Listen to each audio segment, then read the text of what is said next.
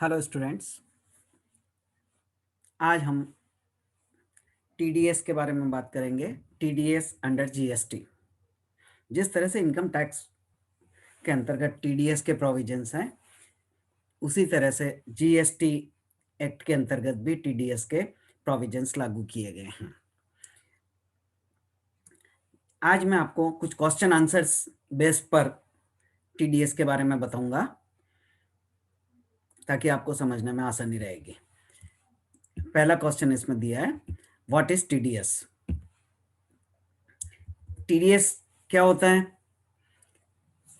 जब कोई भुगतान करने वाला व्यक्ति भुगतान करता है तो उसमें से टैक्स की राशि निर्धारित नियमों से काटकर बैलेंस पेमेंट ही प्राप्तकर्ता को देता है, और वो जो टीडीएस की राशि है जो काटी गई है उसे सरकार के खजाने में जमा कराता है। What is TDS? TDS means tax deducted at source is one of the way to collect tax based on certain percentage on the amount payable by the receiver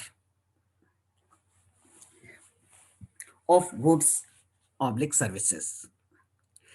अगर टीडीएस इस जीएसटी एक्ट के अंतर्गत काटना है तो जो amount माल की या सर्विसेज के लिए हमको भुगतान करना है, तो भुगतान करने वाला व्यक्ति एक निर्धारित परसेंटेज से राशि काटकर भुगतान करेगा, और जो काटी हुई राशि है वो सरकार की रेवेन्यू मानी जाएगी, इसे सरकार के पास जमा कराना होगा।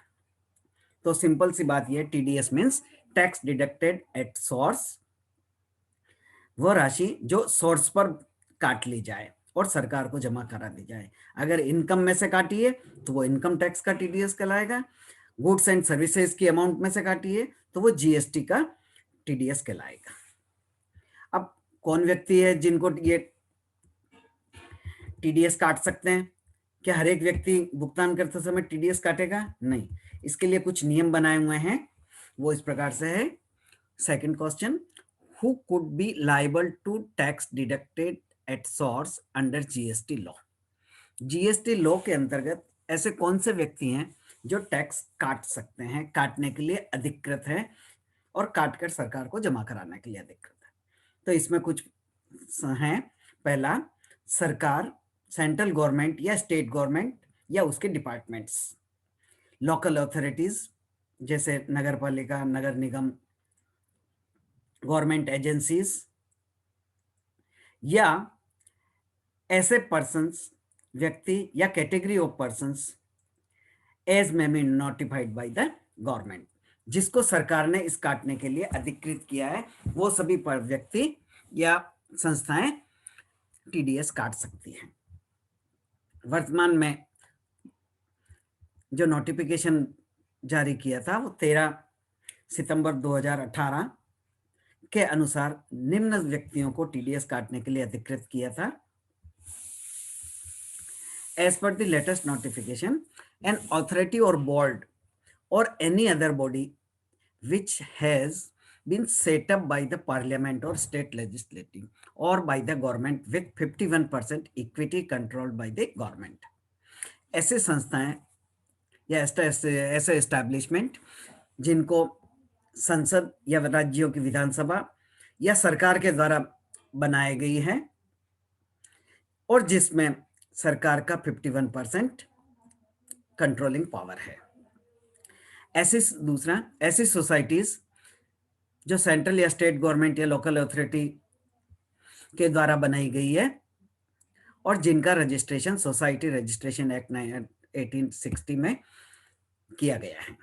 इसी तरह से पब्लिक सेक्टर अंडरटेकिंग्स, पीएसयू, ऐसे सरकारी संस्थान, इन सब को टैक्स काटने के लिए अधिकृत किया गया है।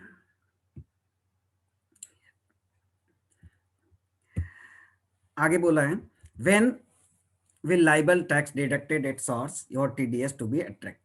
अब टीडीएस कब काटा जाए? क्या हर पेमेंट्स पर काटना है? नहीं, इसके लिए इन्होंने 2-3 बातें कही है कि यदि जो भुगतान किया जाना है उस अमाउंट, उस वैल्यू, उसकी वैल्यू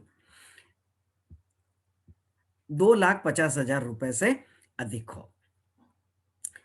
जो सर्विसेज या सामान आपने प्राप्त किए हैं उसकी वैल्यू 2.5 लाख रुपए या उससे अधिक हो तो उस पर 2% की रेट से टैक्स काटा जाएगा।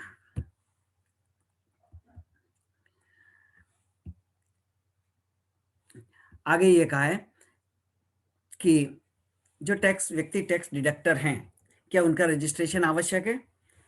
तो इसके संबंध में ये कहा है कि ऐसे व्यक्ति, उनको टीडीएस के अंतर्गत, जीएसटी के अंतर्गत कंपल्सरीली उसको रजिस्ट्रेशन कराना होगा। उसमें एक ये बात कही है कि रजिस्ट्रेशन कराते समय बिना पेन नंबर के रजिस्ट्रेशन कराया जा सकता है, अपना टेन नंबर उसके लिए प्रोड्यूस करना होगा। अब जो टैक्स की राशि काटी है वो कब जमा करानी है?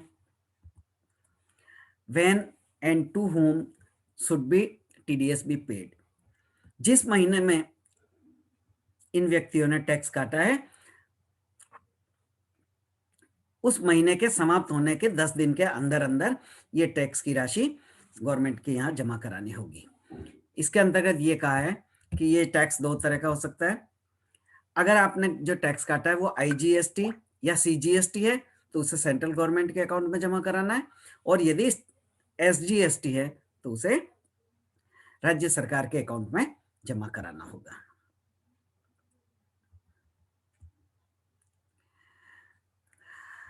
अब जो आपने टैक्स जमा कराया है, जो टैक्स काटा है, उसके बारे में विवरण आपको प्रस्तुत करने होंगे।